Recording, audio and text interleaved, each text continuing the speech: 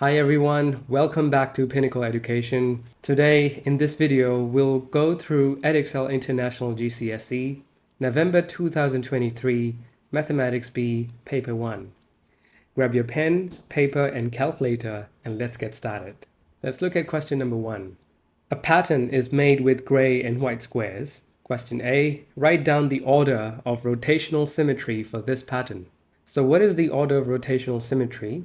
The order of rotational symmetry tells us how many times the shape fits onto itself in one full turn. So we'll try and rotate this shape about its center through 360 degrees. We'll count the number of times it matches the original position. Let's start by rotating it 90 degrees. We'll get something that looks like this. These black squares will be horizontally aligned if we rotate it 90 degrees. What if we rotate this by 180 degrees? Then yes, we will get the same patterns. These black squares will be vertically aligned just like what we see in the original position.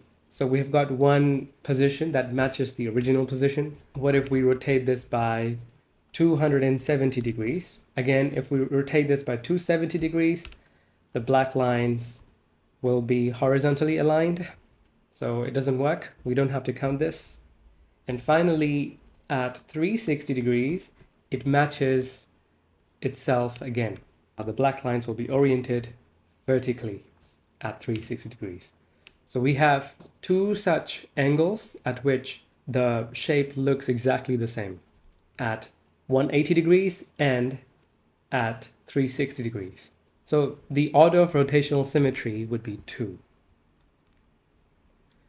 Question B. Shade on the grid below exactly 5 squares to make a pattern with 4 lines of symmetry. So this is line of symmetry. It is different from rotational symmetry. So we need to shade 5 squares. If we shade the squares this way, for example, 1, 2, 3, 4, 5. In this way, we've tried to maintain symmetry on all sides. And if we try and check the number of lines of symmetry, we can see that we have a line of symmetry here, so that if we fold this shape about this line, it'll overlap. We have another line of symmetry in the horizontal direction. We have lines of symmetry through the diagonal, through both the diagonals, and I don't think there's any other line of symmetry. And we have 4 lines of symmetry this way. So the way we have shaded 5 squares in this grid works. So this should be our final answer. Okay, let's look at question number 2. Write down a number from the above list that is A, both a rational number and a natural number. So we have 4 numbers listed here. We need to choose one number that is both rational and natural. So let's start with natural number. What is a natural number? A natural number has to be a whole number and it has to be positive. It cannot be negative or it cannot be 0. So the only natural number is 4 in this list. We have chosen a natural number. Is it a rational number as well? So what is a rational number? A rational number is a number that can be written as fraction. So if we look at 4, can it be written as fraction? Yes. It can be written as 4 over 1, it can be written as 8 over 2, it can be written as 12 over 3, and so on. That is one way to look at it. There is another way to check whether a number is rational or not. It is by checking its decimal form.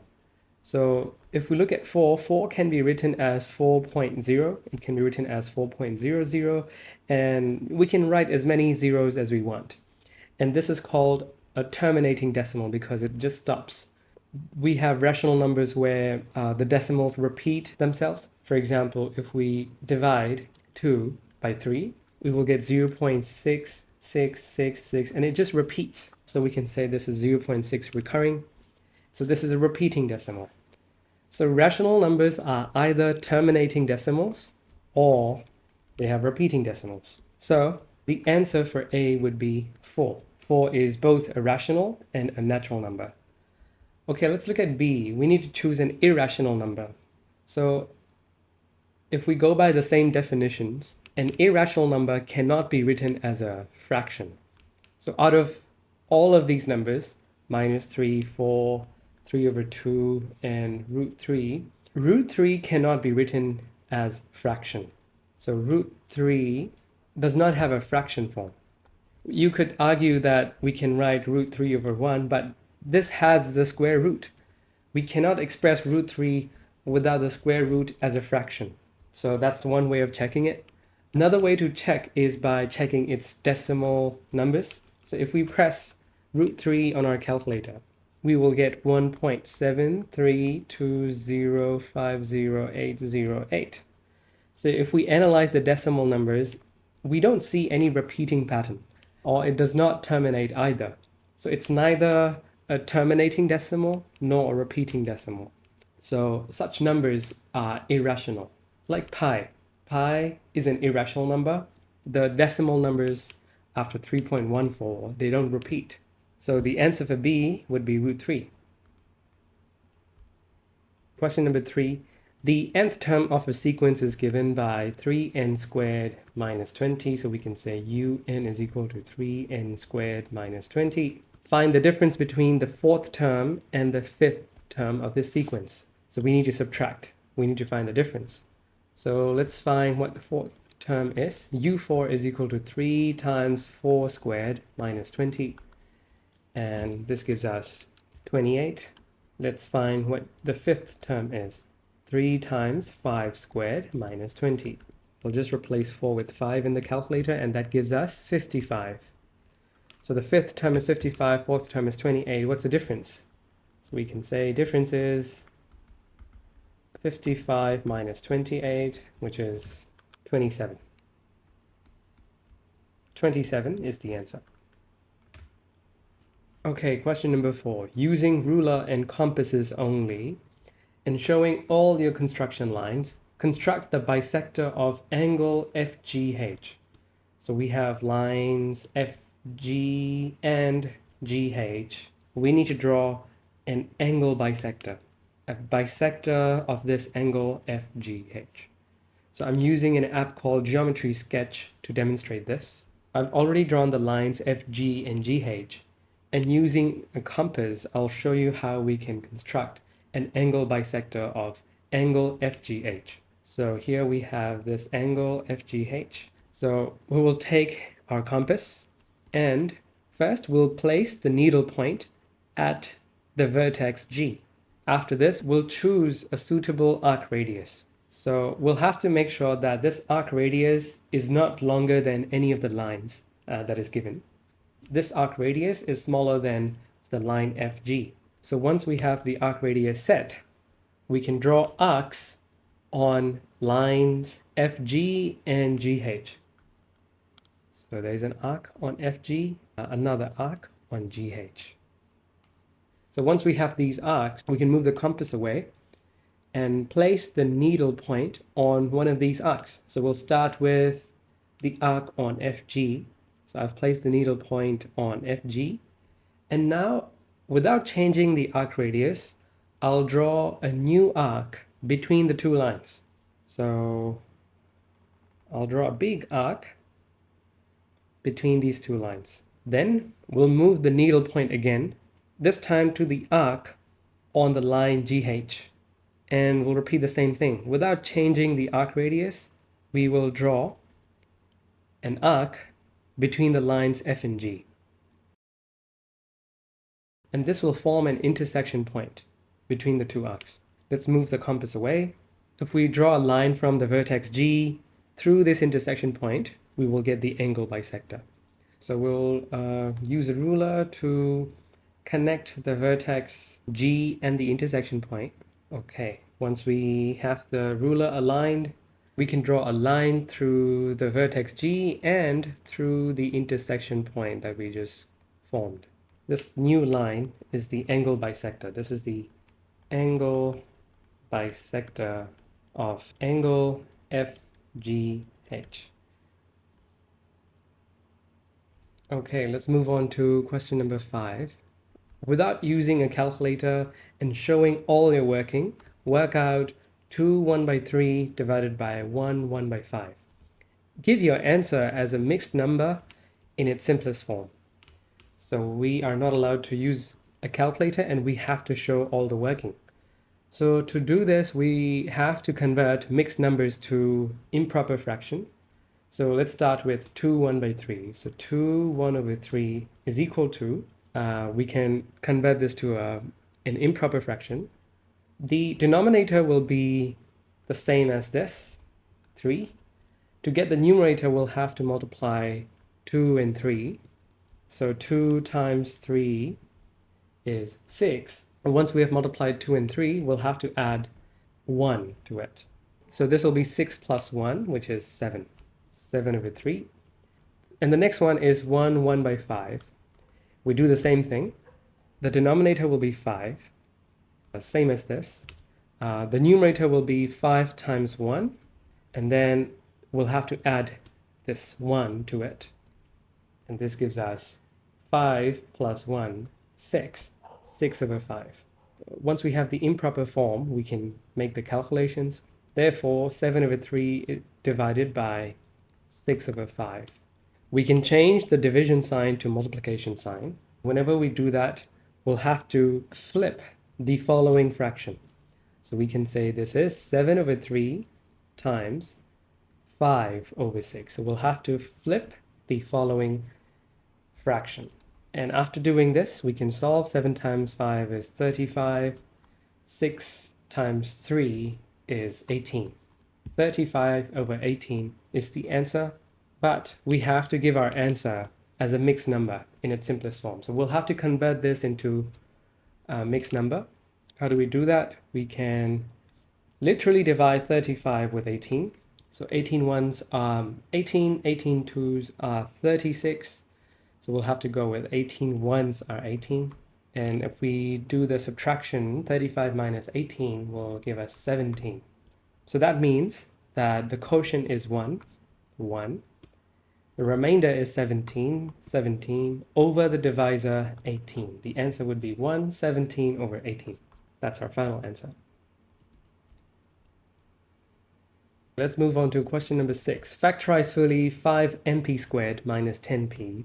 So 5mp squared minus 10p. What can we factorize from both the terms? So first, we can factor out 5. Second, we can factor out p. We cannot factor out m because it's not there in the second term. So what remains is mp in the first term minus 5 times 2 is 10. 2 and p has already been taken out, so mp minus 2 remains. And that's the factorized form. The answer would be 5p times bracket mp minus 2. Question number 7. Harpreet has been given 2 squared times 3 times 5 to the power 5 times 7 red bricks. We have the numbers for green bricks and blue bricks as well. Harpreet is asked to arrange the bricks in rows according to the following rules. Okay, what are the rules? So the first rule is each row must contain just one color of brick. The second rule is each row must contain the same number of bricks. The question is calculate the maximum number of bricks there can be in a row. So let's try and understand this. Basically, we need different rows, and each row can only be of one color. So we have a lot of red bricks represented by this product, a lot of green bricks, and a lot of blue bricks, and we'll have to collect these bricks and arrange them in rows. And the way we arrange them should be following these two rules. Each row can only have one color. So let's say we have a row of red bricks, then we'll have a row of green bricks, and then we'll have a row of blue bricks. What we have to ensure is that the number of bricks on all these rows have to be the same. So let's say if we have 60 bricks for red, there should be 60 for green, there should be 60 for blue. We have to find that number. What is the maximum number of bricks there can be in a row? We need to find the largest number of bricks we can have in each row. So how do we do that? So basically, we have to calculate the highest common factor of these numbers. So how do we calculate the highest common factor? First of all, all the bricks, red, green, and blue, the number of bricks are written as the product of prime factors using index notation. Since we already have this, it's very easy for us to calculate HCF. The method is we have to choose lowest powers of the common primes. That's the rules for HCF. So let's analyze the products. In all the products, we have the number 2. 2 is a common prime. We need to choose the lowest power. So we have 2 squared, 2 squared, 2 to the power 4. The lowest power is 2 squared. So we will go with 2 squared. So we're done with the first common prime, 2. The next, we have 3 as a prime for red, but we don't have the prime factor 3 for green bricks. We have the prime factor 3 for blue bricks. So 3 is missing in green bricks. It is not a common factor. So we don't need to write this. We only need to choose common primes and the lowest powers of common primes. So 3 is rejected. Then next number is 5. We have 5 in all 3 colors. So 5 is a common prime. And we have to choose the lowest power. So we have 5 to the power 3, 5 to the power 4, 5 to the power 5. So we'll go with 5 to the power 3. Next is 7. We have 7 in all the 3 colors. So it is a common prime. We have to go with the lowest power. 7 to the power 1 is the lowest. So 7. And that's it. If we multiply these numbers, we'll get the highest common factor. So 2 squared times 5 cubed times 7 gives us 3,500. 3500. This is the maximum number of bricks there can be in a row. That's our answer. 3500. Okay, question number 8. Given that A is equal to 7 minus 3, find the exact value of the modulus of A. So we have this column vector, 7 and minus 3. We have to find the modulus. How do we find the modulus? If we are given a vector xy, the modulus of vector xy is written as square root of x squared plus y squared. That's how we find. So the modulus of vector A would be square root of 7 squared plus minus 3 the whole squared. We need to make sure the minus is within the brackets of square. So this will be 49 plus 9, which is root 58. And then let's check using our calculator if we can simplify this. Root 58 gives us root 58. This cannot be simplified any further. So that's our answer. Because they're looking for an exact value, we should not convert this to a decimal number. Root 58. Question number 9. A car travels at an average speed of 80 kilometers per hour for 2.5 hours. Okay. And then travels a further distance of 25 kilometers in 0.5 hours. So there are 2 parts. And what we need to do, we need to calculate the average speed in kilometers per hour of the car for the whole journey. Speed is equal to distance in kilometers divided by time in hours. When we look at the units for speed, it says kilometers per hour, meaning the distance kilometers are divided by the time hours. And that's the formula that links speed, distance, and time. So let's look at the first part. Let's call this part A. In part A, we know the speed, we know the time, and we want to calculate the distance so that we can calculate the average speed overall afterwards. So how do we calculate distance? We'll make distance the subject of the equation. Distance is equal to speed times time, because when time moves to the other side, it has to multiply speed. So the speed is 80, the time is 2.5. The units also match, so we don't have to make any changes to units. 80 times 2.5 gives us 200. The distance traveled in the first part would be 200 kilometers. Now let's check part B. For part B, we already know the distance. The distance traveled is 25 kilometers. We already know the time as well. It took 0.5 hours to travel this distance. So we can calculate the total distance traveled The total distance would be 200 plus 25, 225 kilometers, and the total time would be 2.5 hours for the first part, plus 0.5 hours for the second part, altogether 3 hours. So the average speed will be the total distance, 225 kilometers, divided by the total time taken, 3 hours, and this gives us 75 kilometers per hour. 75 kilometers per hour is our final answer. Okay, question number 10. In a survey, 32 students were asked whether they study either history or geography. Given that of these students, 2x minus 5 study geography and 5x minus 1 study history. Question A, complete the Venn diagram for this information, giving the missing value in terms of x. So we have the Venn diagram for all the students that were surveyed. So we can see there are 2 students who did not study either geography or history. There are students who studied only geography. There are students who studied both geography and history. And there are students who study history only. We need to complete this Venn diagram. This part here is missing. So how many students study history only? We need to figure that out. How do we do that? So in the text, it's given that 2x minus 5 students study geography overall. Out of 2x minus 5 students who study geography, x minus 5 study only geography, and x study both geography and history. It should be the same thing for history students. So for history students, altogether there are 5x minus 1 students for history overall.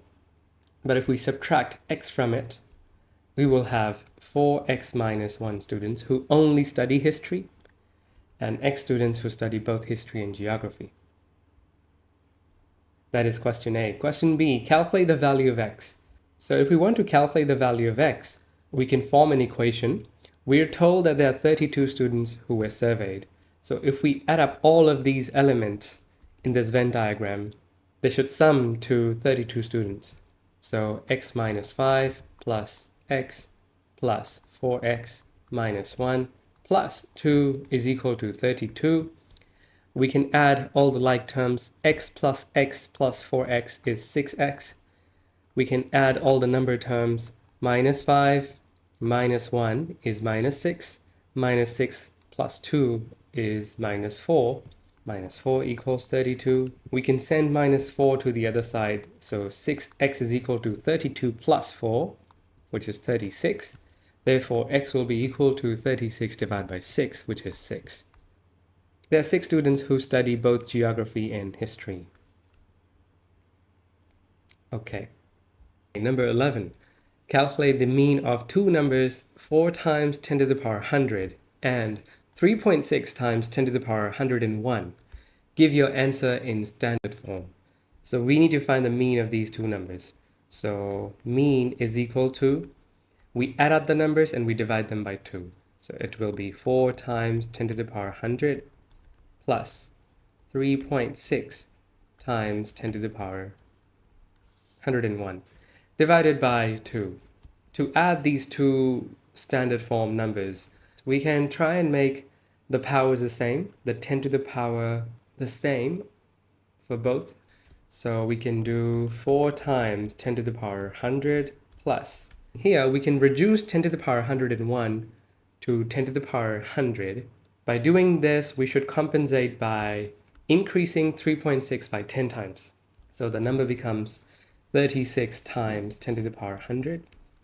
Now we have the same powers in both the terms, times 10 to the power 100 in both the terms, and we can factor them out. We can factor times 10 to the power 100 out of both the brackets.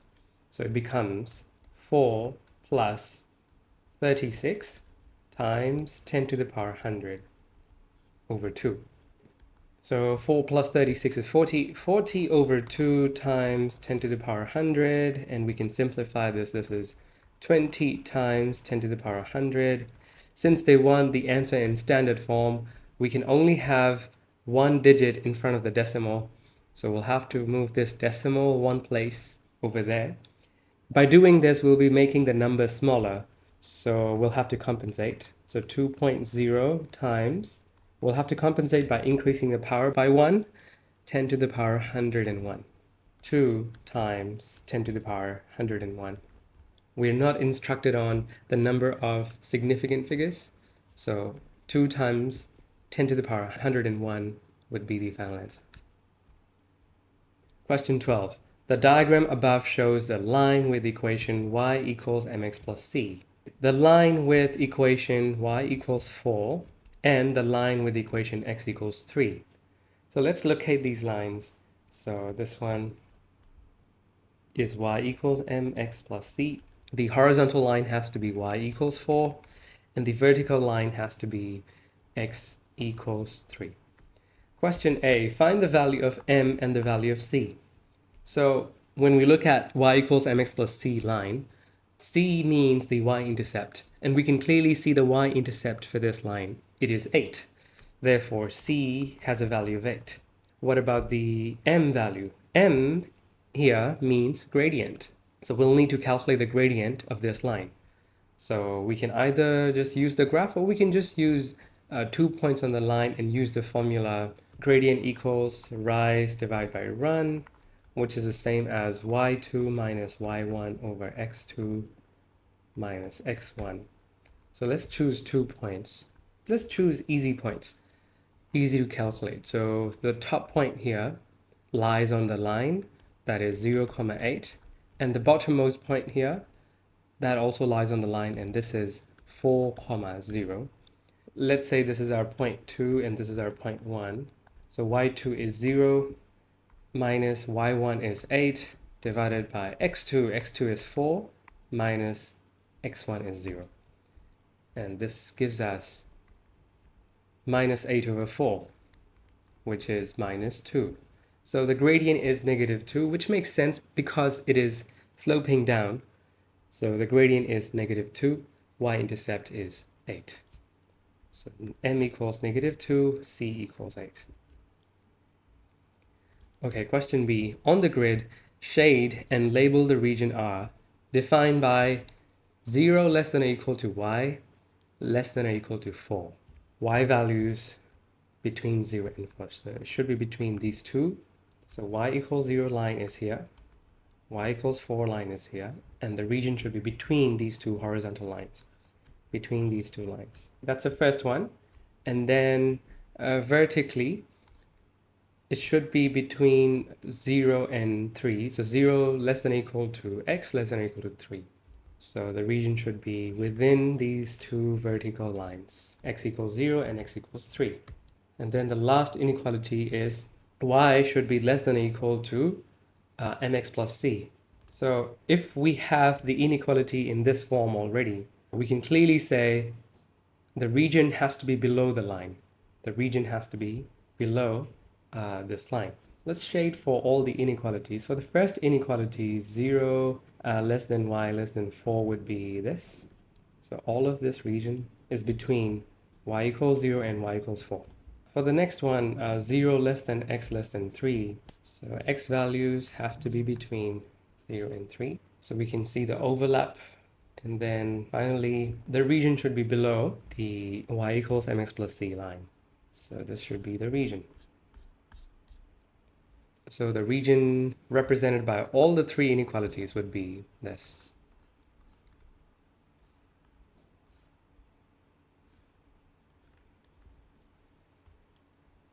Okay, let's move on to question 13. Simplify x cubed plus x squared divided by a quadratic in the denominator. We can factorize the numerator. The numerator becomes x squared bracket x plus 1 divided by, we can factorize the denominator as well. So we can have two brackets. The first terms are going to be x, or in both the brackets, x times x is x squared. And we need to think of the factors of 2. 2 times 1 is the only option, so 2 and 1. And this fits. The middle terms would be 2 times x is 2x, 1 times x is x, 2x plus x is 3x. Yes, so it does fit. From here, we can cancel the x plus 1 brackets top and bottom, and that gives us x squared over x plus 2, and that should be our answer. Okay, question 14. A bag contains red pens, blue pens, black pens, green pens, and purple pens, 5 different colors. A pen is selected at random from the bag. The table gives information about the probability of the color of the pen that is selected. So this table gives us the probabilities of all the 5 colors. TSEM draws a pie chart to show the information about the number of pens of each color in the bag. The size of the angle of the sector representing green pens is 50.4 degrees. Question A, show that x is equal to 0.14. So in the table, we can see that the probability of choosing green pens is x. And this probability will be the same as the proportion of green pens out of all the pens. So when we draw a pie chart, out of 360 degrees, 50.4 degrees goes to green. And we can use this information. Out of all the colors, 360 degrees, 50.4 is allocated to green. That means the proportion or the probability of choosing green, which is x, is equal to 50.4 degrees out of 360 degrees. And let's put this on our calculator. This gives us 7 over 50, which is 0.14. So we have shown. Question B, calculate the value of y. So there are other unknowns in the table. Y, we have y here as well. Okay, so to calculate y, we need to form an equation. We already know the value of x. The only equation we can form is the sum of probabilities. The sum of probabilities is always equal to 1. So we'll say 0.25 plus 0.1 plus 3y plus 0.15 plus x, which is 0.14 plus y is equal to 1. We'll add all the like terms together. So we have 3y and y. That is equal to 4y. 0.25 plus 0.1 is 0.35. 0.35 plus 0.15 is 0.50 plus 0.14 is 0.64. Plus 0.64 is equal to 1. So 4y would be equal to 1 minus 0.64, which is 0.36. And then y would be equal to 0.36 divided by 4, which will be 0.09. And that's the answer for y, 0.09. Question 15. A bag contains red counters, blue counters, and yellow counters such that number of red counters to number of blue counters is 5:2. Number of blue counters to number of yellow counters is 3:4. The number of yellow counters in the bag is 56. Calculate the total number of counters in the bag. So we have 2 equations of ratios. Red to blue is equal to 5:2. Then blue to yellow is equal to 3:4. To proceed with these calculations, we need to make sure that all 3 colors are represented in the same equation. So first, we need to make sure we get the same ratio number for blue for both the equations. So in the first equation, blue is represented by 2, and in the second equation, blue is represented by 3. How do we get a common multiple? Maybe the lowest common multiple for this. So we can multiply the top ratio with 3, so that we'll get, so 5 times 3 is 15, 2 times 3 is 6. And for the bottom, we'll multiply both these numbers by 2. So 3 times 2 is 6, 4 times 2 is 8. This way, we get the same number for blue in both the equations. And for any ratio or for any fraction, when you multiply one of these ratio numbers by a number, like times 5, you'll have to do the same to the other one as well. So we can represent all three colors in a single equation. So red is to blue is to yellow would be 15 is to 6 is to 8. So we have one equation representing all three colors. Now we know the number of yellow counters, which is 56. And in terms of ratio, yellow is represented by 8. So 8 represents 56 counters. We need to calculate the total number of counters. So we can form a proportion equation. Let's say total number of counters is T, capital T. So capital T over yellow counters, 56, is equal to, so on left-hand side, we have the actual number of counters. T represents the total counters. 56 represent the yellow counters. And this is equal to the proportion of ratio. In terms of ratio, yellow is represented by 8. So the corresponding value of 56 would be 8. But what is the corresponding ratio value for total number of counters? So we'll have to add all of these numbers, 15 plus 6 plus 8. So 15 plus 6 is 21, 21 plus 8 is 29. So 29 is the ratio number that is corresponding to the total number of counters in the bag. So once we have this proportion equation, we can move 56 to the other side. T is equal to 29 over 8 times 56. And this gives us 203. That means there are 203 counters in the bag altogether. Question 16, here's a hexagon A, B, C, D, E, F. So this is a hexagon because it has 6 sides. Okay, and we're given the information on the lengths of different sides. A, B, D, E, F, E, and A, F. 2 sides are missing, C, D. The length of CD is missing, the length of BC is missing, but we can calculate these. The perimeter of the hexagon is 40 centimeters. Okay, find the area in centimeters squared of the hexagon. So at the end, we'll have to calculate the area. To calculate the area, first we need to find the value of x. And we can find the value of x using the perimeter information. So to find the perimeter, we need to know the missing sides. So length BC can be calculated by subtracting the length DE from the length AF. So BC will be equal to 3x plus 4 minus 2x. And that will be 3x minus 2x is x, so it'll be x plus 4. What about side CD? Side CD can be calculated by subtracting side AB from side FE, which means it will be 5x minus 2x minus 1. And that is equal to 3x minus 1. Now we know all the sides. So let's form an equation for the perimeter. We have to sum up all the sides. So 2x plus 1 plus 3x plus 4 plus 5x plus 2x plus 3x minus 1 plus x plus 4 is equal to 14. And we'll add up all the like terms. 2x plus 3x is 5x, 5x plus 5x is 10x, 10x plus 2x is 12x, 12x plus 3x is 15x, 15x plus x is 16x, so 16x.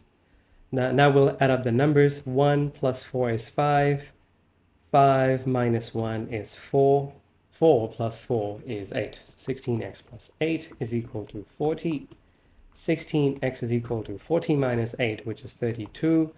X is equal to 32 divided by 16, which is 2. So x is equal to 2. Okay, now we've found the value of x. We have to calculate the area. So area can be calculated by dividing this shape into 2 parts, 2 rectangles.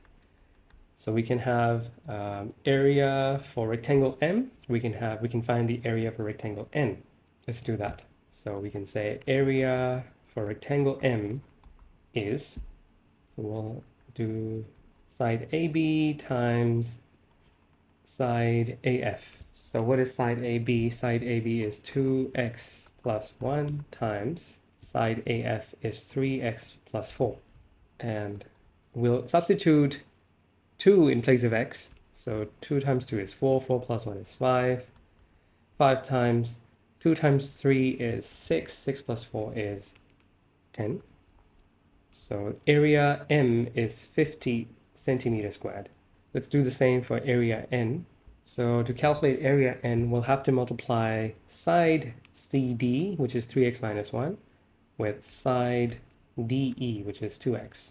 So 3x minus 1 times 2x. We'll replace x with 2. So 3 times 2 is 6. 6 minus 1 is 5. 5 times 2 times 2 is 4. 5 times 4 is 20 centimeters squared. That means the total area is equal to 50 plus 20, and that is 70 centimeters squared. The final answer is 70 centimeters squared. That's the area of the hexagon. Okay, let's move on to question 17. We have matrices here, A and B. Calculate 3A minus 2B. Okay, let's do that. So 3 times 2 minus 1, 4, 3, minus 2 matrix, minus 3, minus 1, 2, 7. So let's multiply these numbers into the matrices. 3 times 2 is 6, 3 times 1 is minus 3, 3 times 4 is 12, 3 times 3 is 9. And then let's multiply minus 2 into the bracket. So if we multiply the entire minus 2 into the bracket, we'll be left with plus. So plus minus 2 times minus 3 is 6. Minus 2 times minus 1 is 2. Minus 2 times 2 is minus 4. Minus 2 times 7 is minus 14. So if we add these two matrices, we'll have 6 plus 6, 12. Minus 3 plus 2 minus 1. 12 minus 4 is 8. 9 minus 14 is minus 5. And that's our final matrix. The matrix is 12 minus 1, 8, and minus 5. Okay, part B. Calculate the value of P. So we're given the matrix B again, and we're given a new matrix C with an unknown in it. P is an unknown within the matrix C. And we're also given the product of matrix B and C. So to calculate the unknown P, we'll have to multiply the two matrices B and C and compare the product with what's given there. So let's do that. So matrix B times matrix C. Both are 2 by 2 matrix, so they can be multiplied.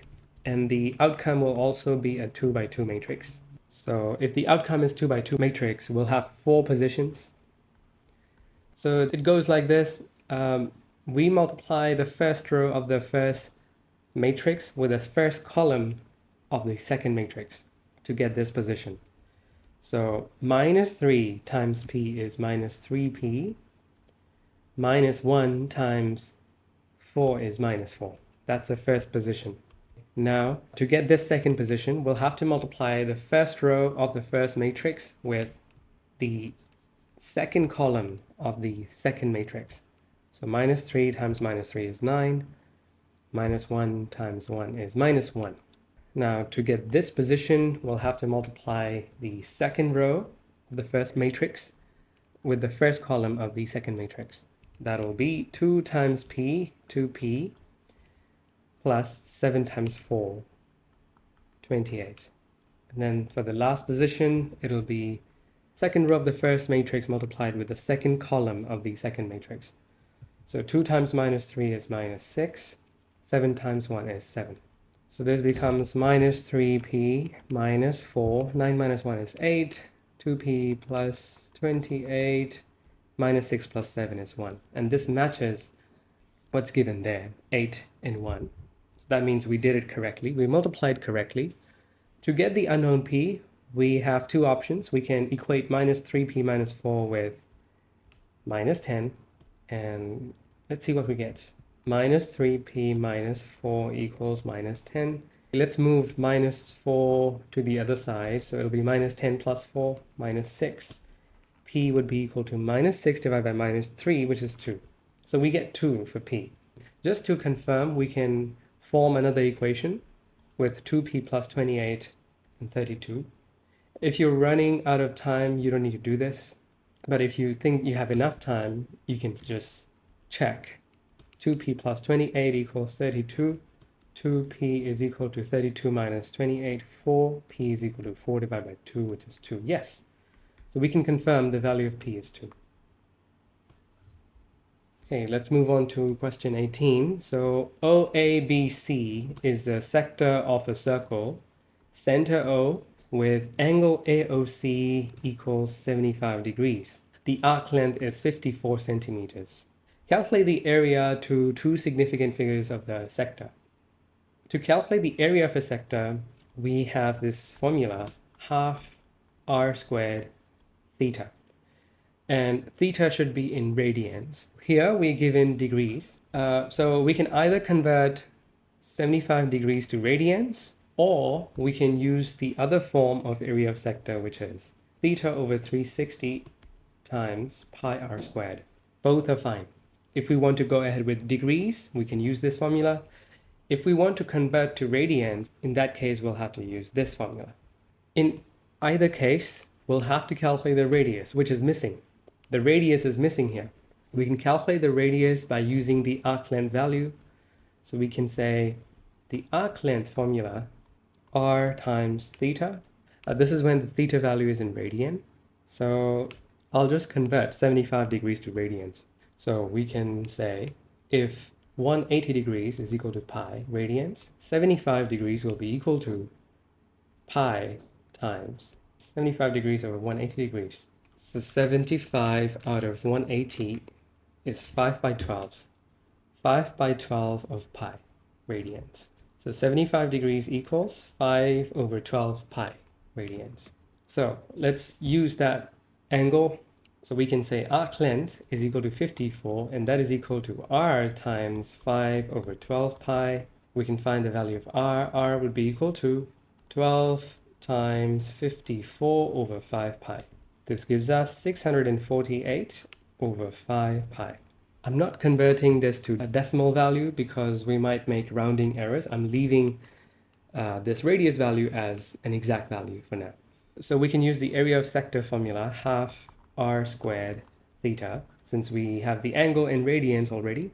So half times 648 over 5 pi, the whole squared, times the angle is 5 over 12 pi radians, and this will give us the area value. We need to round the answer to two significant figures. So we get 1113 centimeters squared, and we can round this to two significant figures. It'll be 1100 centimeters squared.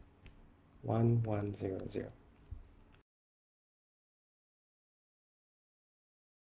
Question 19. The diagram shows two mathematically similar solids, A and B. The volume of B is 43% less than the volume of solid A. The volume of solid B is 43% less than the volume of solid A. Yes, B is smaller. The total surface area of solid A is 700 cm squared.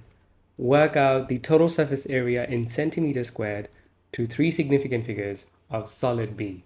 We need to remember that these are similar solids. For similar solids, we can use scale factors.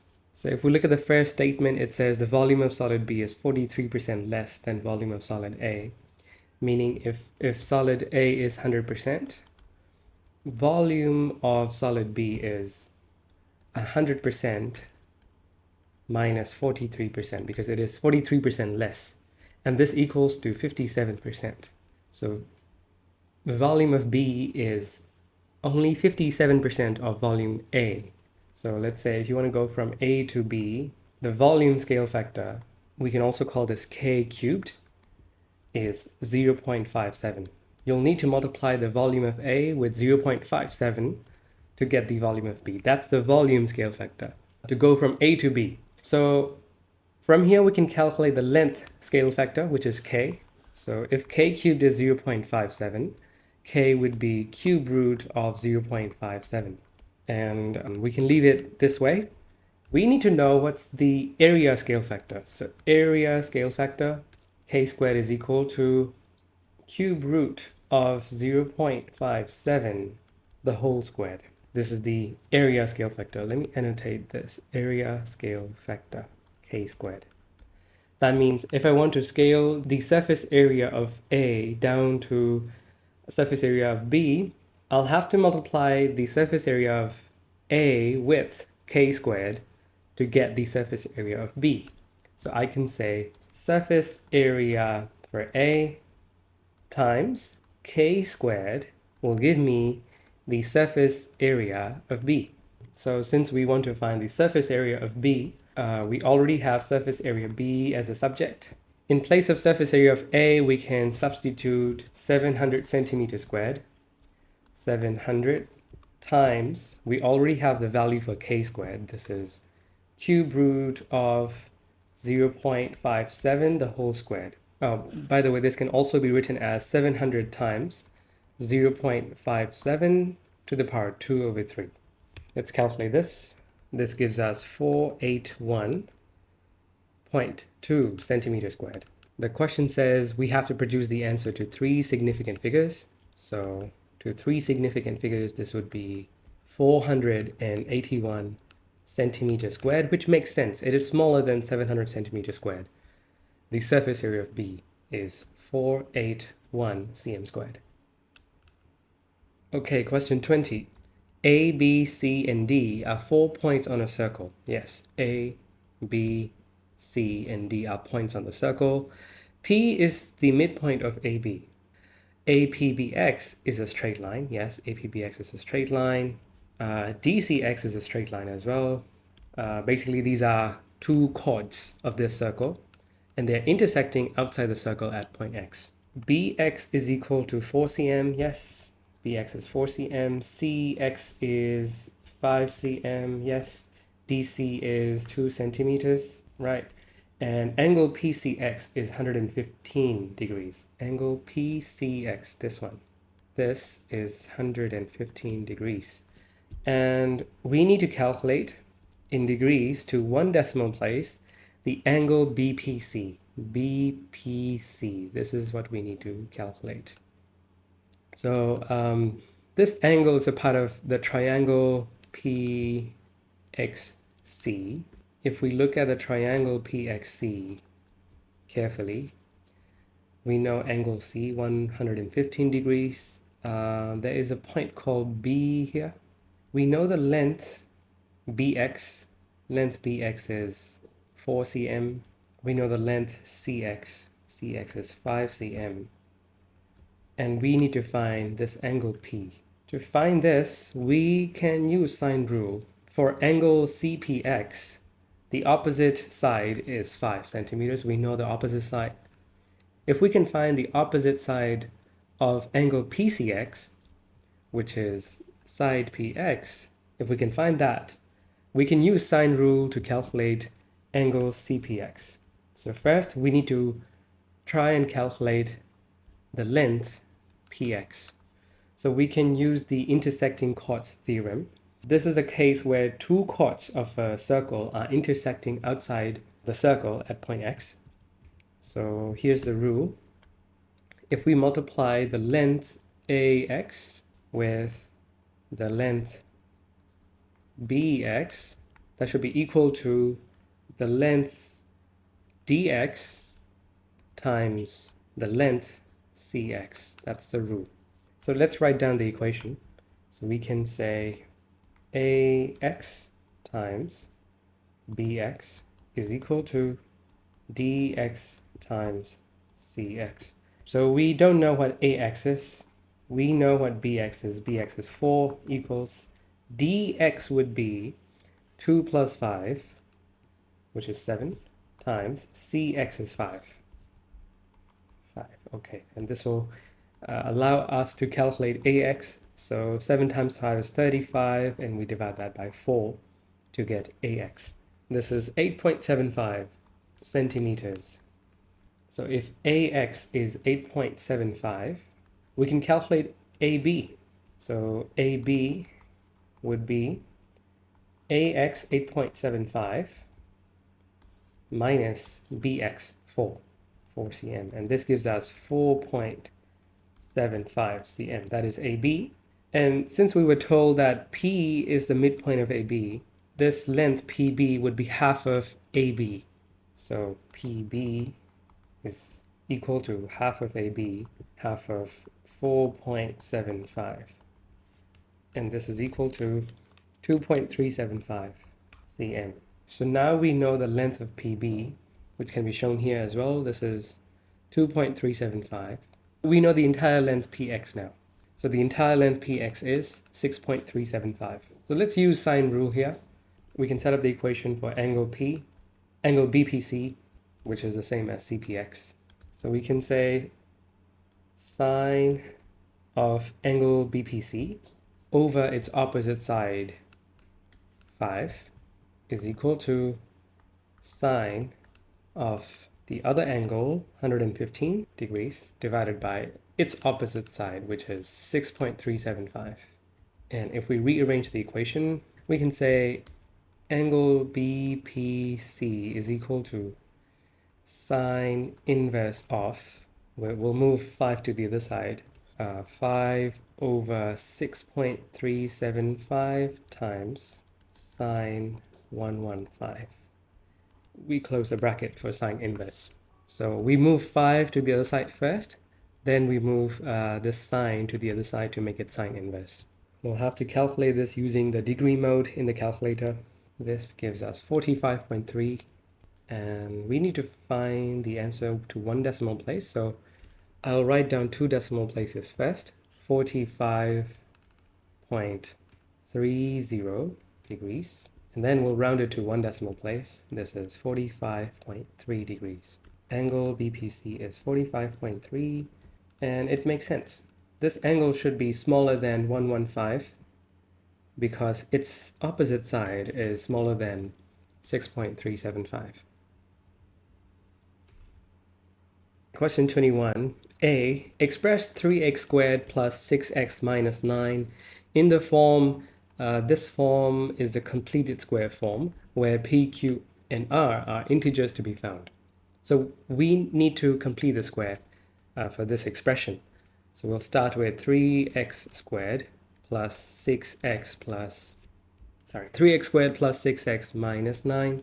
To complete the square, we'll need to make sure that x squared does not have any coefficient, meaning the coefficient of x squared should be 1. So we'll have to factorize 3 first. So this becomes 3 times x squared plus 2x minus 3. Now, within the bracket, we can complete the square. So 3 times. Let's start completing the square here. So to complete the square, we only need the first 2 terms, the x squared term and the 2x term. So the x squared terms becomes x. From the 2x term, we'll only take plus 2 and we'll divide it by 2. So it becomes plus 1. And the whole squared, x plus 1 the whole squared, and we'll subtract this plus 1 squared from this. So we've replaced these first 2 terms. X squared plus 2x have been replaced already. So we need to add minus 3 at the end. From here, we just need to simplify the expression. So 3 is still outside the bracket. We need to simplify things inside the bracket first. So x plus 1 the whole squared. Minus 1 squared is just minus 1. So minus 1 minus 3 is minus 4. Now let's multiply 3 into the bracket. So this becomes 3 times x plus 1 the whole squared. 3 also needs to be multiplied with minus 4. So that becomes minus 12. So the completed square form is 3 times x plus 1 the whole squared minus 12. So P in this case is equal to 3, Q is equal to 1, and R is equal to minus 12. We have the completed square form. That is A. Let's look at B. Hence, or otherwise, solve the equation 3x squared plus 6x minus 9 equals to 0 without using a calculator. Show you're working clearly. So let's compare this equation with the expression we used above. It's exactly the same. 3x squared plus 6x minus 9 equal to 0. Since the question says hence or otherwise, It means that it'll be beneficial for us to use the answer from above. So we can replace 3x squared plus 6x minus 9 with 3x plus 1 the whole squared plus 9. So we can replace 3x squared plus 6x minus 9 with 3 times x plus 1 the whole squared minus 12, and then this will be equal to 0. We can easily solve this from here, so we can say x plus 1 the whole squared is equal to, we can send minus 12 to the other side, and then we'll send 3 to the other side. It'll be 12 over 3, which is equal to 4. And then we can square root both sides. Whenever we square root both sides, we have to introduce plus or minus signs. So x plus 1 is equal to plus or minus square root of 4, which is 2. Therefore, x is either equal to minus 1 plus 2, or x is equal to minus 1 minus 2. So we have two solutions for x. X can be 2 minus 1 is 1, or x is equal to minus 1 minus 2 minus 3. So there are two solutions. Question 22. A particle is moving along a straight line. At time t seconds, the displacement x meters of the particle from a fixed point O in the line is given by this equation, where x is the displacement in meters and t is the time in seconds. Okay, at time t seconds, the velocity of the particle is v meters per second. Question A, find an expression for v in terms of t. So we already have an expression for x in terms of t, displacement in terms of t. To get the expression for v in terms of t, we have to differentiate this equation, because velocity is the rate of change of displacement. Velocity means how much the displacement changes per change in time. So we have to find dx over dt. So we'll say v is equal to dx over dt, and we'll have to differentiate the first equation. If x is this, what is dx over dt? So we'll have to differentiate 2t cubed. So we'll move the 3 in front. 3 times 2 is 6, and then we'll have to subtract 1 from the power 3. So t squared, 6t squared. That's the first term. The next term, minus 8t squared, we can move the squared in front. So minus 8 times 2 is minus 16. T squared will become t to the power 1, so it's minus 16t. And then plus 15t, if we differentiate that, we'll just have plus 15. So that's the expression for v in terms of t. So we'll say v is equal to 6t squared minus 16t plus 15. Velocity in terms of time. Okay, that is question A. Question B, find the least speed in meters per second of the particle. So we have found the velocity of particle. Speed and velocity are similar if we don't take into account the direction. So we need to find, when they say the least speed, we basically need to find the minimum velocity. So to find the minimum velocity, we need to think about the minimum point on a graph. So for example, if we have velocity time graph, v against t, and if we have this curve, v equals 6t squared minus 16t plus 15, we can imagine this is going to be a parabola because the coefficient of t squared is positive. It'll be a U-shaped parabola, and there will be a point where we'll have a minimum value for v, and we need to find that v. What value is that? In terms of differentiation or calculus, we know that this is the stationary point. This is where the gradient becomes 0, meaning this is where dv over dt becomes 0. So we need to find dv over dt first. dv over dt would be the gradient of this curve. Let's find dv over dt. So since we have the expression for v in terms of t, we can easily find dv over dt. dv over dt is going to be, so if we look at 6t squared, differentiate that, move 2 in front, so that'll be 6 times 2, 12, t to the power 1 minus 16. That is dv over dt. This is also equal to the acceleration, the rate of change of velocity. And for stationary points, or for minimum point, we have to set the dv over dt value to be 0. So we can say 12t minus 16 is equal to 0. And this will give us t is equal to 16 over 12, which is equal to 4 over 3, which is roughly 1.333 seconds. So this tells us that the minimum point occurs when time is equal to 4 over 3 seconds. At this time, v is the minimum. So we are calculating the least speed. So we need to find the value of v at this time. So what's the equation of this curve? It is v equals 6t squared minus 16t plus 15.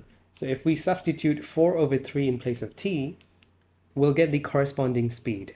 So we'll have to do that. So we will say v when t is equal to 4 over 3 is, let's look at the equation.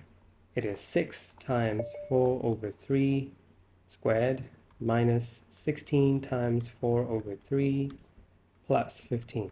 And this gives us 13 over 3, which is equal to 4.333.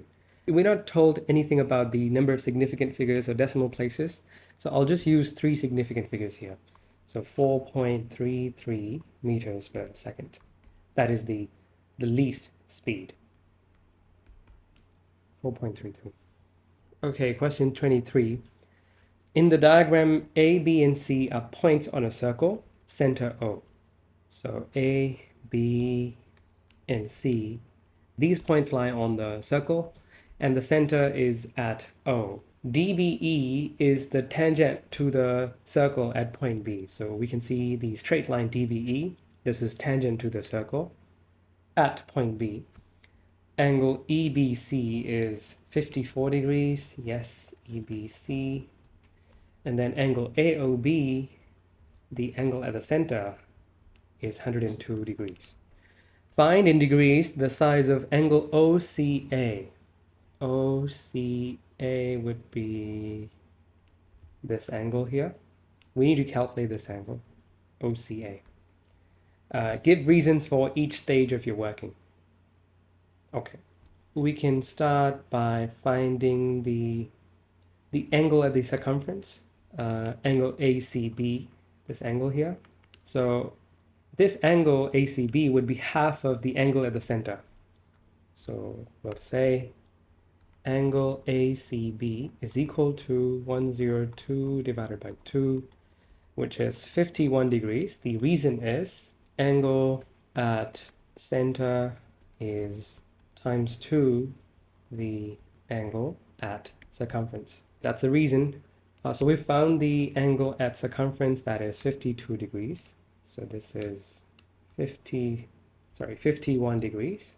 From here, we can find this angle OCB, because if we look at triangle BOC, since the lengths BO and OC both are radii of this circle, they're going to be the same. OC and OB are going to be the same, and this makes triangle BOC an isosceles triangle. And if we can find angle OBE, that is equal to angle OCB. So let's find angle OBE, and we can find it since we have the tangent and the radius intersecting at B. This radius OB and the tangent DBE, they have to be perpendicular. So we can say angle OBC is equal to, if the tangent and the radius OB are perpendicular, this is going to be 90 degrees, and we can subtract 54 degrees from 90 to get angle OBC. So 90 degrees minus 54 degrees is equal to 36 degrees. So we can say the reason is angle between tangent and radius is 90 degrees. That's the reason. Okay, so we have angle OBC now, which is 36. If angle OBC is 36, angle OCB is also 36. So we can say angle OCB is also 36. The reason is triangle BOC is isosceles. From here, we can subtract 36 from 51 to get the angle OCA. Therefore, angle OCA is equal to 51 minus 36. 51 degrees minus 36 degrees. This is 15 degrees. So angle OCA is equal to 15 degrees. That's it. Okay, question 24. A box contains n number of buttons. The buttons are either red or blue, such that number of red buttons to number of blue buttons is 3:5. So there are more blue buttons than red. A sample of 2 buttons is taken at random from the bag. Given that the probability of the 2 buttons being the same color is 10/19, find the value of n. So probability of 2 buttons being the same color could mean that both of them are either blue or both of them are red. So we need expressions for the number of buttons that we have. So the total number of buttons is n. If that's a total, we can find expression for number of blue buttons. Let's start with number of red buttons. So number of red buttons would be, if the ratio is 3:5, the total would be 8. So 3/8 times n. That's the number of red buttons at the start. Number of blue buttons would be 5/8 times n at the start. So now we have expressions for the number of red buttons and blue buttons at the start. We can form an equation for probability. So probability that both are red. So the expression of this would be, if we pick the first time we get a red button, the probability would be 3/8n divided by n, where 3/8n is the number of red buttons divided by the total number of buttons. So that's the first pick. In the next pick, there will be one less red button and one less overall number of buttons. The probability would be 3/8 n minus 1 divided by n minus 1. That's the probability that both would be red. We can simplify this. We can do this for blue as well, but let's simplify this expression. This will be 3n/8 divided by n means that it's multiplied with 1/n, means the n's will cancel. This is just going to be 3/8. So 3/8 times the numerator would be 3/8 n minus 1 divided by n minus 1. For now, we can leave it this way. Or we can also say this is 3 times 3/8 n minus 1 over 8 times n minus 1. So that's the expression for the probability of both the samples being red. What's the probability of both the buttons being blue? Probability that both are blue would be similar to this. So it'll be number of blue buttons, which is 5n/8 out of the total number of buttons, which is n. If the first pick is blue, there'll be one less blue in the next pick. So it'll be 5/8 n minus 1. And there'll be one less button overall, so it'll be n minus 1. Again, we can simplify this. So the n's will cancel. So we'll have 5 times 5/8 n minus 1 divided by 8 times n minus 1. So this is similar to what we did for red. So the statement here is, given that the probability of the 2 buttons being the same color, so this means that either both of them are red or both of them are blue.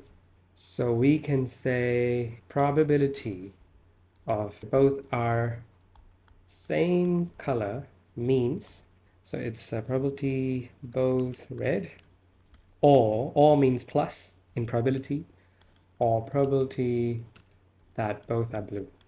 This value is equal to 10/19. So we can substitute 10/19 for the probability on the left-hand side. And we can substitute the subsequent expressions for these probabilities. So probability of both red has an expression of 3 times 3 over 8n minus 1 divided by 8 times n minus 1 plus 5 times 5 over 8 n minus 1 divided by 8 n minus 1. And we'll have to solve this equation from here. Since we are adding these fractions and the denominators are the same, we can move the denominator to the other side. So it becomes 10 times 8 times n minus 1 on the left-hand side. So 80 times n minus 1. We can also move 19 to the other side. So it'll be 19 times. We have two brackets to solve. So let's multiply 3 into the bracket here. So 3 times 3 over 8 is 9 over 8. 9 over 8 n minus 3 plus. We'll multiply 5 into the bracket. So 25 over 8 n minus 5. So we can leave left-hand side as 80 times n minus 1 for now. On the right-hand side, we'll have 19. Let's simplify the bracket, the stuff inside the bracket. So 9n over 8 plus 25n over 8 becomes 25 plus 9 is 34. So 34 over 8n minus 3 minus 5 becomes minus 8. Let's just expand everything because we cannot see anything that can be cancelled. Let's expand all the terms. So 80 times n is 80n minus 80 is equal to 19 times 34 over 8. And this gives us 323 over 4n. Then 19 times minus 8 is minus 152. Now we should multiply all the terms by 4 to get rid of the denominator. So 320n minus 320 equals 323n minus 608. And now we can group the n terms together.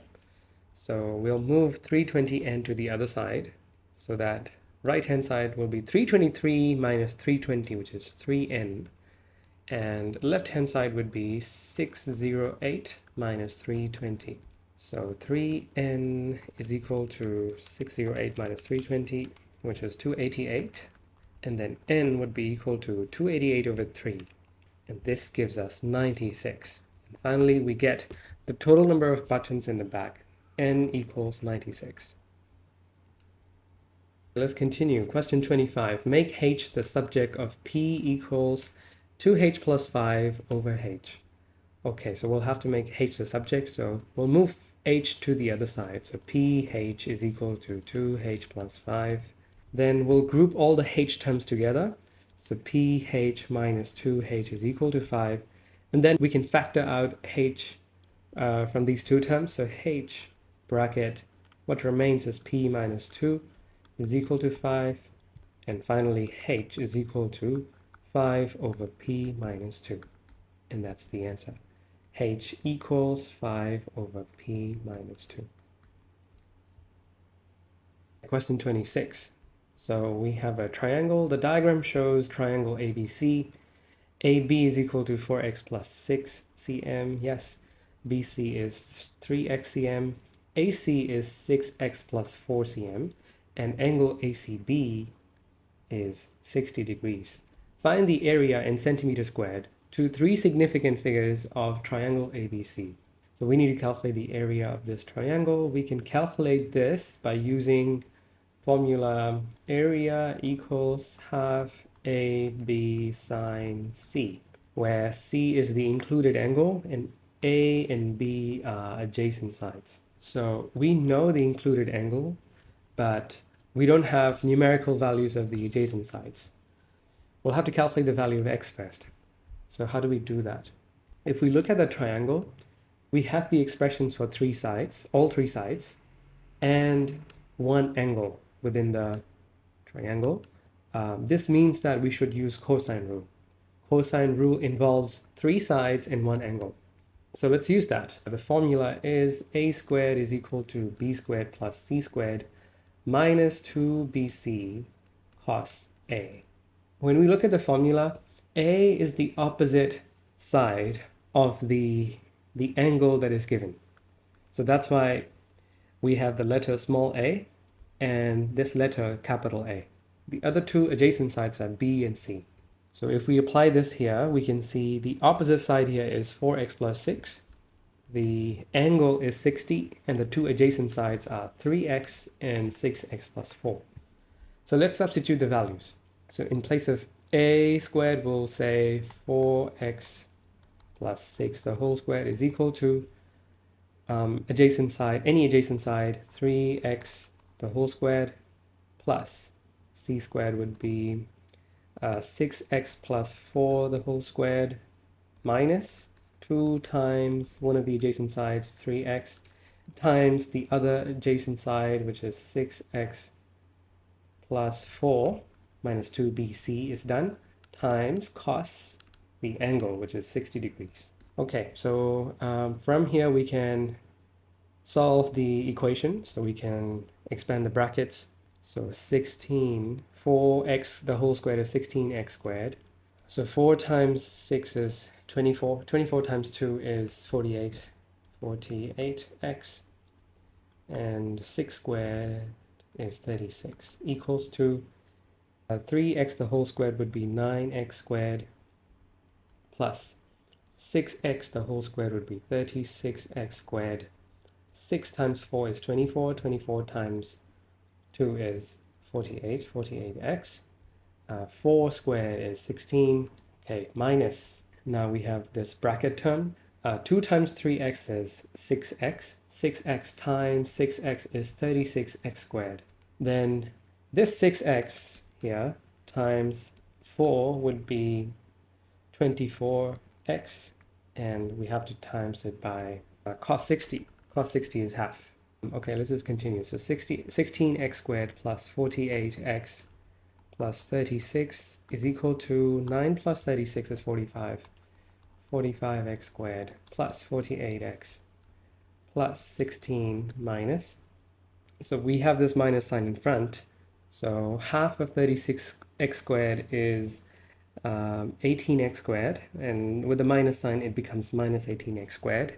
And half of 24x is 12x. And with this minus sign in front, it'll be minus 12x. Let's continue simplifying this. So if we look at all the x squared terms, we have 3 of them.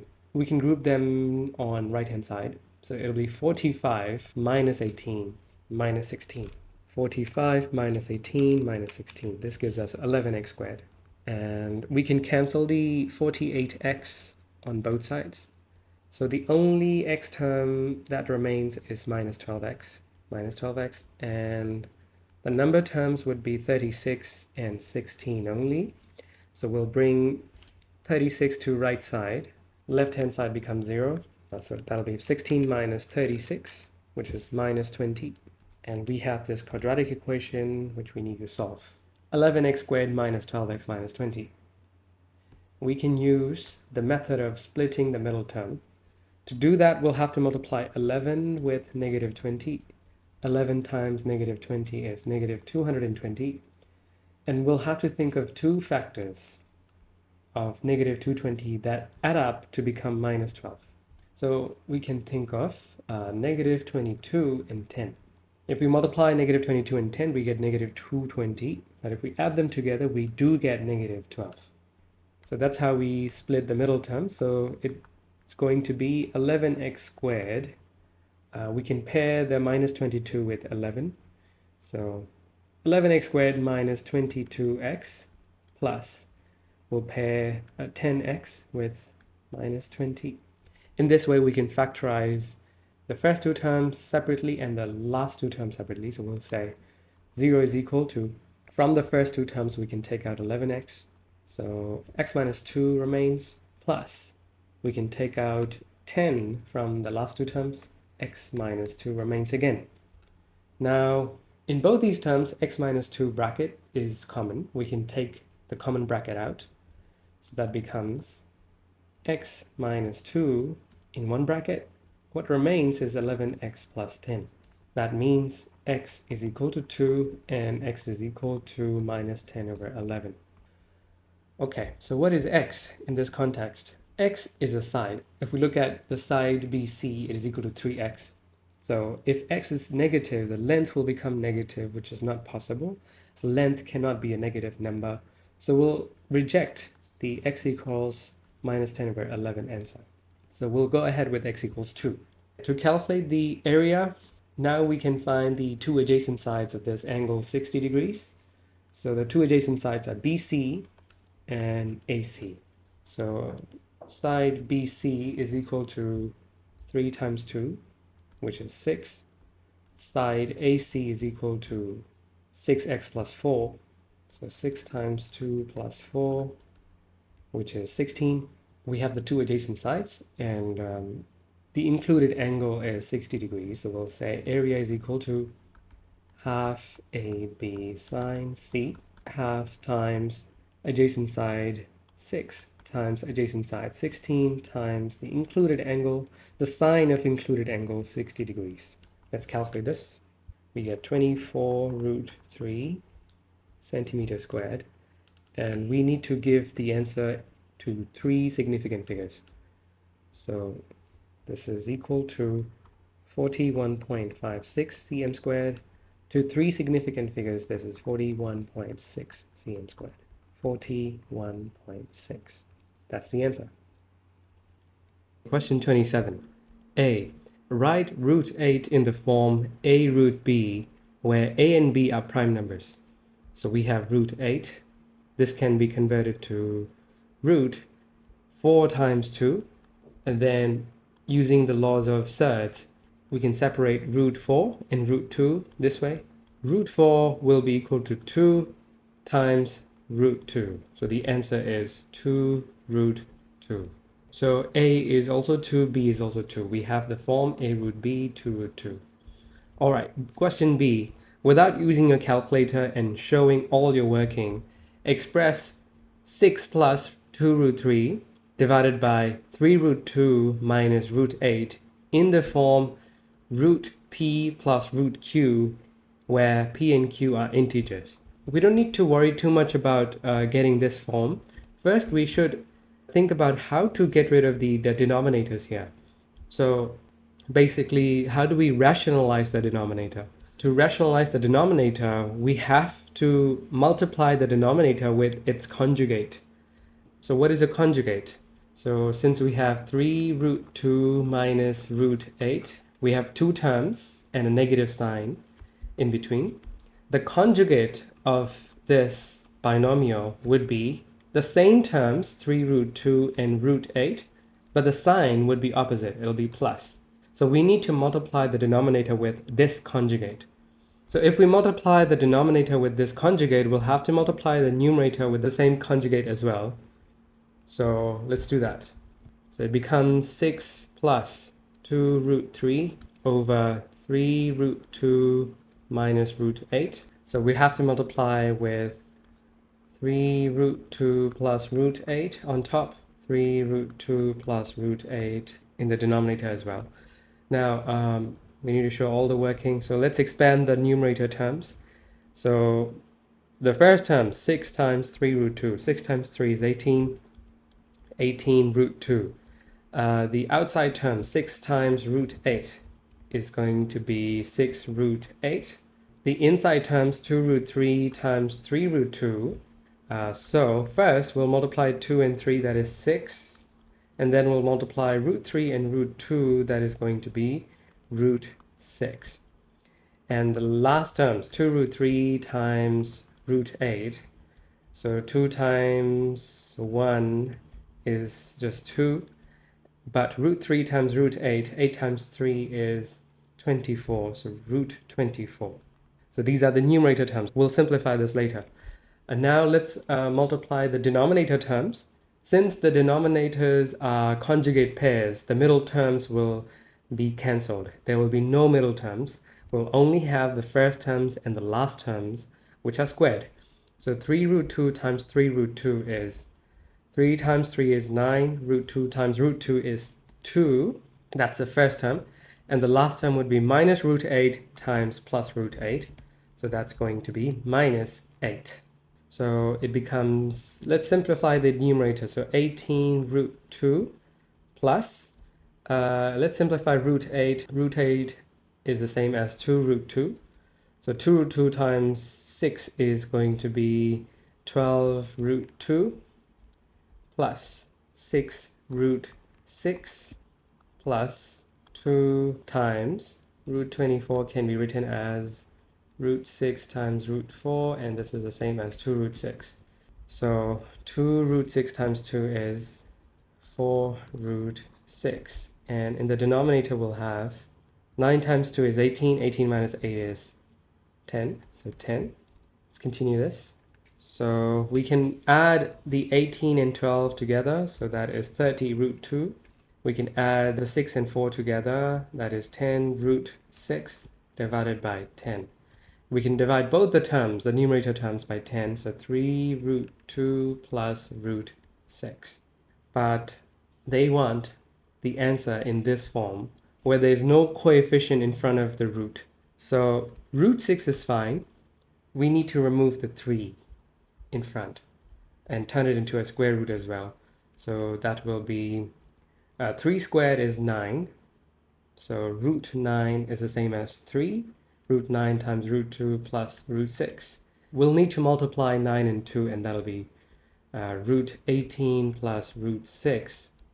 And this should be our final answer. Root 18 plus root 6. Let's look at question 28. F of x is equal to this cubic equation. Question A, use the factor theorem to show that 3x minus 4 is not a factor of f of x. So in factor theorem, for example, if x minus p is a factor of f of x, f of p would be equal to 0 if x minus p is a factor. And for example, if x minus q is not a factor of f of x, that means f of q will not be equal to 0. That's what we need to apply here. So we need to show that this is not a factor of f of x. So this time we have 3x minus 4. So what do we substitute in place of x? So we can equate 3x minus 4 with 0, and x would become 4 over 3. So we'll need to substitute 4 over 3 in place of x and see whether function of 4 of 3 gives us 0 or not. So let's try that. So we will try f of 4 over 3, and that'll be 12 times 4 over 3 cubed minus 4 times 4 over 3 squared minus 25 times 4 over 3 plus 14. And this gives us 2. Since we do not get 0, that means 3x minus 4 is not a factor of x. So this is not equal to 0. Therefore, 3x minus 4 is not a factor of f of x. We can also recall remainder theorem. If f of 4 over 3 is equal to 2, that means dividing f of x with 3x minus 4 will give us a remainder of 2. That's what it would mean. But let's check question B. Question B says g of x is equal to f of x minus 2. So the function above, subtract 2. Okay. Question B says factorize fully g of x, show clear algebraic working. So we need to factorize g of x. So let's write down what g of x is. G of x would be f of x minus 2. So let's write down what f of x is. 12x cubed minus 4x squared minus 25x plus 14. And let's just subtract 2 from this. And that'll give us plus 12. So that is g of x. Now, let's think about this factor again, 3x minus 4. If we divide f of x with 3x minus 4, according to what we obtained in question A, we would get a remainder 2. But if we divide f of x minus 2 with 3x minus 4, the remainder wouldn't be 2 anymore. The remainder would become 0. That would mean 3x minus 4 is a factor of g of x, because f of x minus 2 is just g of x. So let's check by dividing g of x with 3x minus 4 if it works.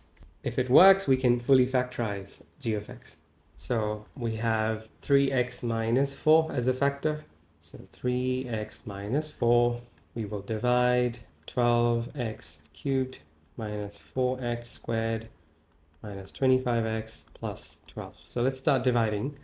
So 3x times 4x squared will give us 3 times 4 is 12. X times x squared is x cubed. Yes, it gives us 12x cubed.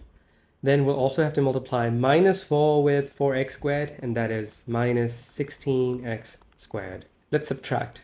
So 12x cubed cancels. Minus 4x squared minus, meaning minus 4x squared plus 16x squared would be 12x squared. Minus 25 will be dragged down. Then we'll multiply 3x with something to get 12x squared. So we should multiply 3x with 4x to get 12x squared. And we'll have to multiply minus 4 with 4x, which gives us negative 16x. Again, 12x squared cancels. Minus 25x plus 16x would be minus 9x. And we'll have to drag down plus 12. And then again, 3x times minus 3 will give us minus 9x, and minus 4 times minus 3 does give us 12, which means everything cancels and there is no remainder. Remainder is 0. So 3x minus 4 is a factor of g of x. So we can say, therefore, g of x can also be written as 3x minus 4 times the quotient 4x squared minus 4x minus 3. And we need to factorize this quadratic further. So we can use the splitting the middle term method. Let's do that. So we have this 4 and we have this minus 3. If we multiply those two, we get 12. So we need to think of factors of minus 12 that add up to become minus 4. So what could they be? They could be minus 6 and 2. If we use minus 6 and 2, if we multiply these two, we get minus 12. If we add these two, we do get minus 4. So this works. So minus 6 and 2 would be our middle terms. So let's try it here. 4x squared minus 4x minus 3 can be written as 4x squared. Let's pair 4x squared with 2, so plus 2x. Let's pair minus 3 with minus 6, minus 6x, minus 3. Let's factor out 2x from the first two terms. So 2x times what remains inside is 2x plus 1. And then from the last two terms, we can factor out minus 3. If we do that, we'll have 2x plus 1. And then we can see that 2x plus 1 is common in both the terms. We can factor 2x plus 1 bracket out. And this turns into 2x minus 3 times 2x plus 1. So we have factorized this quadratic as well. So if we have to factorize g of x fully, that is equal to 3x minus 4 times 2x minus 3 times 2x plus 1. And that's our final answer. Okay. And that's the end of this paper. Well done. We've now solved the entire Maths B November 2023 Paper 1 step by step. Remember, practice consistently and avoid careless mistakes. If you found this video helpful, give it a like and share it with your friends. Subscribe to Pinnacle Education for more IGCSE maths and physics walkthroughs and concept explanations. Good luck in your upcoming exams. Keep practicing and stay confident. I'll see you in the next video.